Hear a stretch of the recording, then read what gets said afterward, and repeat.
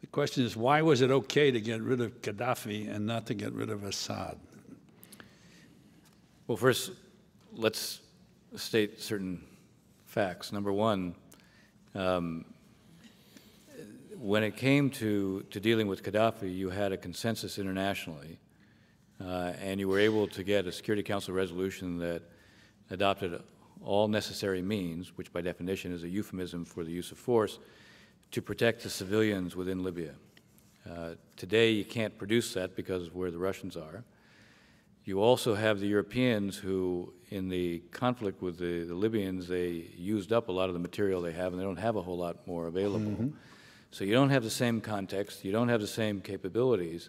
It doesn't mean that what Assad is doing is in any way acceptable. And I would have to say that when we talk about the issue of how to deal with Assad, there are those who argue, and I think with some justification, against all the dangers of intervention in Syria, that it's dramatically harder than it would be in Libya. The Syrians have much more capability in integrated air defense in a way that the Libyans didn't have. You don't know who's going to replace Assad. The risk that you'll actually provoke a much longer-term civil war and this disintegration of the state, all these are legitimate concerns. The problem with all those legitimate concerns is if we stay on the track we're on, that's what you're going to get anyway. Yeah. So we do have to find a way to accelerate the departure of Assad. David has heard me say this, but I've been thinking about it for a while. I do think there are four things that have to be done in parallel. There isn't one action that's going to work. There are a series of actions that have to be taken that can change the balance of power psychologically within Syria and produce the tipping point so that the acceleration of his departure is achieved. The first thing is we do have to affect the Russians. Now, there's two ways to do that.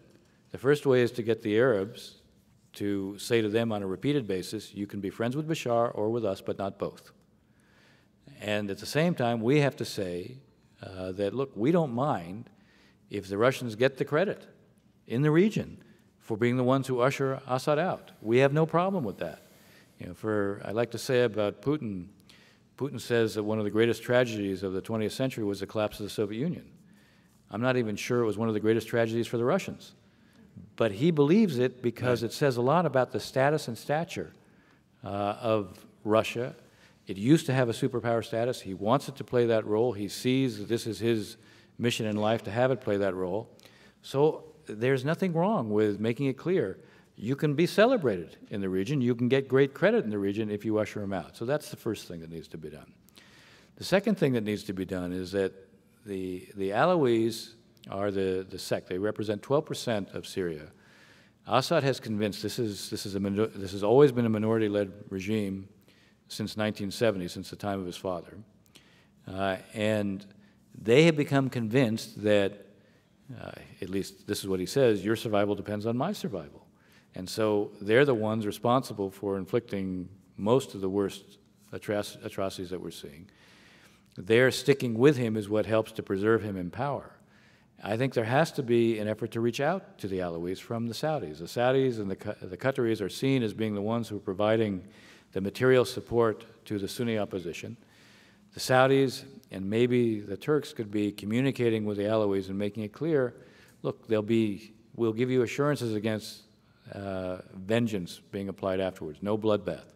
But our ability to provide those assurances and deliver on them is a function of how soon we get Assad out of there. Because even if we want to deliver on the assurances, if everything falls apart, we won't be in a position to do so. Right.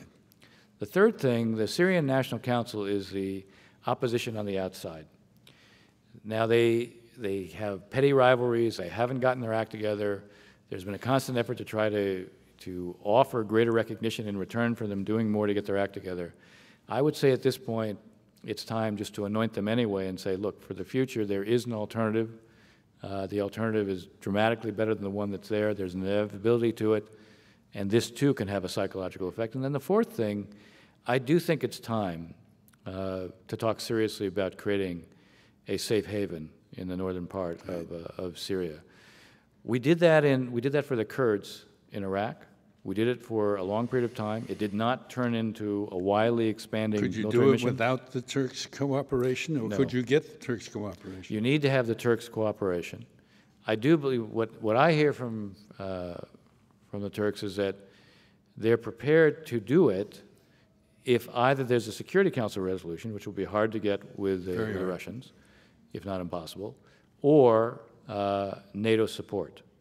And I think, you know, what we're waiting for is, having been in the Clinton administration and having seen the internal, really the internal dilemmas and the, you know, just the emotional distress that we had internally at what was going on in the Balkans, and how Srebrenica provided this kind of emotional point of energizing us and the world to say enough already.